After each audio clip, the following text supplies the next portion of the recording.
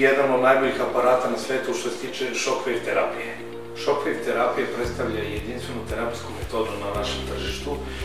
Terapija je udarnim talasima, radijalnim talasima i njeno polje primjene je izuzetno široko, ali njeno najistačanije dejstvo da imamo 100% rezultate jesu bol u kolenu, bol u laktu, tendinopatije, hronične povrede, kalcifikati, kalkuloze, predstavlja jedinstveno rešenje kao i nezaobilazna terapija u rešavanju bola mišićno-skeletnog sistema.